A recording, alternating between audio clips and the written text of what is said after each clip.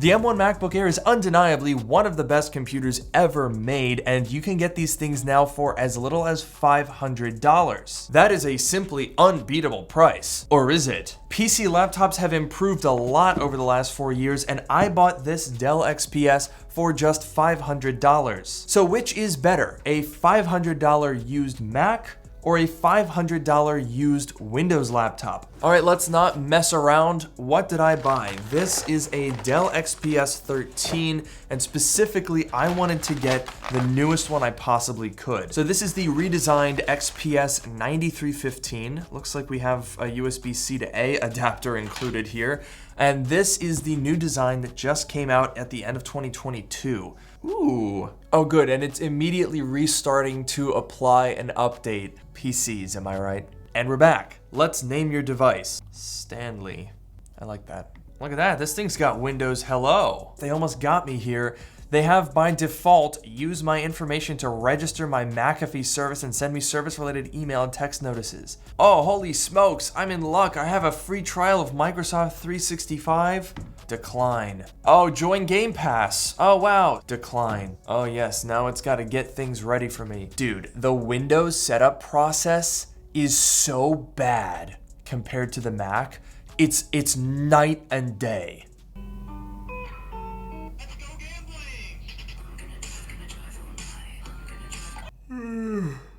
We done yet? Oh, look at that, we're in. So let's get into this comparison right after a word from today's video sponsor. Today's video is sponsored by Clean My Mac. Their all-new version is the ultimate solution for Mac control and care. The iconic Smart Scan feature has now become Smart Care, a sleek one-click solution to give you an overview of your system. Easily identify junk files, threats, important app updates, and duplicate files. And these factors all work together to keep your Mac safe and remove up to 27% more junk than the previous version of Clean My Mac. And complementing these new features is a beautiful and easy to use new interface with glossy 3D graphics and simple elements. And one of my favorites is the new Assistant feature, which gathers pertinent tips to help tackle battery drains and system utilization, identify and uninstall unused applications, and run performance boosters like recaching Spotlight. If your storage is always getting full or your older Mac is slowing down, this is the best way to keep it in tip-top shape. So get a 7-day free trial using my link in the description. Clean My Mac is available on the MacPaw website, Mac App Store, and SetApp. A big thanks to them for sponsoring today's video. And now let's get back to it. Now, the specs of this Dell XPS are pretty solid. We've got a Core i7-1250U, 8 gigabytes of RAM, and 512 gigabytes of storage. So that's already an advantage over the MacBook, because for $500, you're probably going to be getting a base model with 256 gigabytes. However, between a Mac and a PC that both have 8 gigabytes of RAM, that's gonna favor the Mac because of unified memory architecture. But what I think we've got here is a really interesting comparison between two very similar devices. So let's run down the pros and cons for each of them.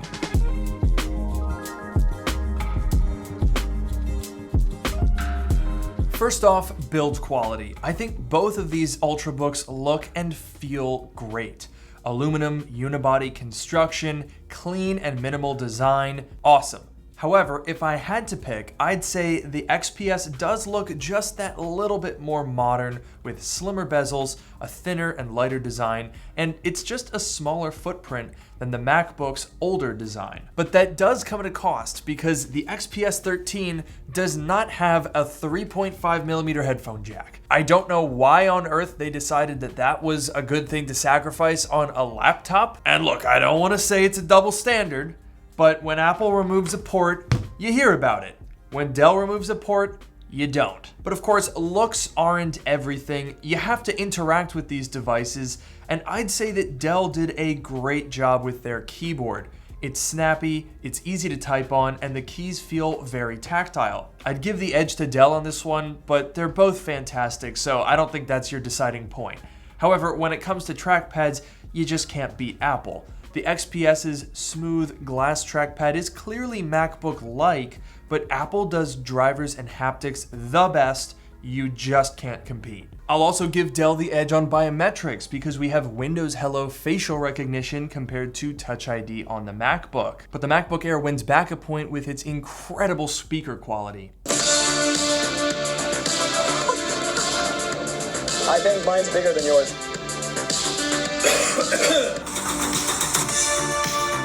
Oh, the speed and power. Are you sure you're going to make it in this? You haunted Bulgarians? And then there's the displays. Well, you could get the XPS with OLED panels at much higher resolutions. This is a base model, so it's a 1920 by 1200p panel. It's a matte anti-reflective coating, which I do like, and the bezels are tiny, but it's just not as good as Apple's Retina displays. The resolution, the color accuracy, the brightness and vibrance of the colors, the MacBook definitely has the advantage on that. But let's get under the hood on these devices because the modern Ultrabook is designed to be a delicate balance between performance and portability.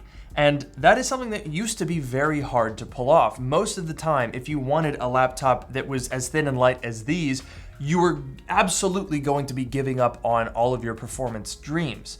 But Apple Silicon changed the game. This is a fanless device that has more performance than 95% of all other MacBooks ever made. And Intel was very quick to respond to that. The reason that I picked this Dell XPS is because it's running a 12th gen chip.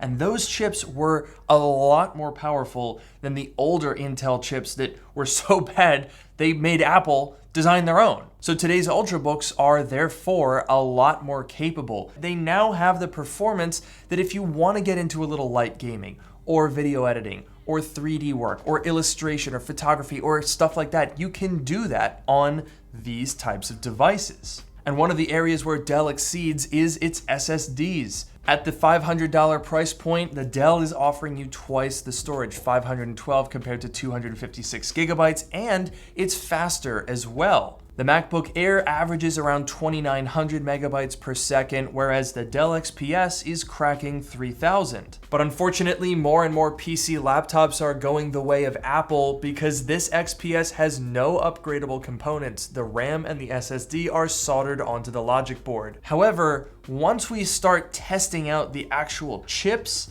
things start to fall apart, I'm afraid. In Geekbench 6, the i7-1250U scores 7786 compared to the M1's 8350. And if we port that over to a great real-world example, Blender Classroom on the CPU cycles test, the M1 MacBook Air completes the render in 13 minutes and 34 seconds. The i7 took 18 minutes and 40 seconds, and that's with it being plugged in. And that's a key difference because MacBooks, whether back in the Intel days or now, are specifically designed that unplugged or plugged in, they will perform the same. However, with the Dell XPS Unplugged, it automatically switches to the balanced power mode, and we gained a minute on our render time in 19 minutes and 42 seconds. But that got me wondering, if I switch over to high performance mode, can I get the same performance as when plugged in?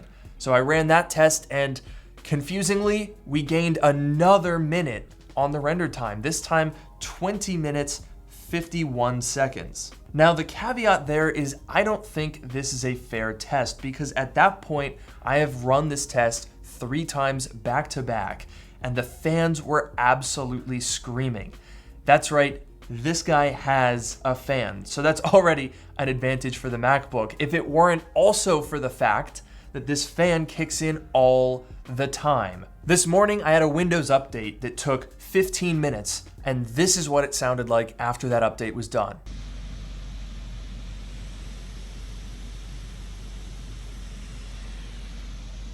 Not great. And to add insult to injury, I started that test with 87% battery, and after 20 minutes, it had gone all the way down to 71. That's 16% of the battery consumed in 20 minutes. And when you compare that with the MacBook, well, I mean, for one, it's 7 minutes faster than the Dell, and it only consumed 3% of its battery. 3. And look, I'm afraid things didn't get much better when I switched over to the GPU. I thought because this is a 12th gen processor with Intel Iris Z graphics that maybe it would be a close race with my binned 7-core 4-year-old M1 GPU. But no, in the Blender GPU render, the MacBook Air took just 5 minutes and 49 seconds thanks to metal acceleration, whereas the Dell XPS took more than 20 minutes again. Now, of course, the MacBook is at an advantage there because of that metal acceleration, but even if you disable that, it still takes about 12 minutes to do that test compared to 20. So, once again, the MacBook is more than 8 minutes faster. And I popped over to 3D Mark to run the Wildlife Extreme benchmark for an idea of gaming performance, and the MacBook came in with a score of 4521 at 27 FPS average compared to the Dell's 2915 at 17 FPS average. That's pretty brutal, I'm not gonna lie. And to be honest, I really expected this test was going to be a lot closer, mainly because the MacBook Air is 4 years old now, whereas this Dell is less than 2. And sure, this Dell was never designed to be a performance powerhouse. It's a thin and light Ultrabook with a U-series processor. But the thing is, the MacBook Air was never designed to be a performance powerhouse either. It just happens to be one because Apple Silicon is so good. This is literally the least powerful Apple Silicon MacBook ever made, and it's still that good. And so I have to do something that I don't typically do in these comparisons, and that is declare an unconditional winner. The MacBook Air for $500 is 100% better than this Dell XPS.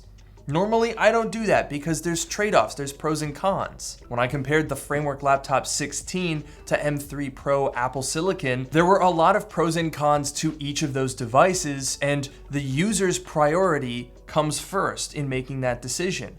However, here, we just don't really have a very close competition. The MacBook Air, for the same price as this used Dell, offers a better display, better battery life, much better performance, and there's no fan noise. That's it. The only reason that I would pick this Dell XPS is if I absolutely needed Windows. And even then, I'm not sure I would buy this specific Windows laptop for $500. So I'm not saying that this $500 MacBook Air is better than any $500 Windows laptop that you could put it up against. I'm sure with the massive selection of devices to pick from, you could find one that would be better in some ways than this MacBook Air. But this comparison right here is not a question. Dell, I'm afraid you have been beaten. But I'd love to hear what you guys think. Do you agree with my conclusion that the MacBook Air is better? I know that I am definitely a biased source because I'm literally the Mac guy, but I think it holds up. Let me know if you agree in the comments below. Don't forget to subscribe, and I will see you in the next one.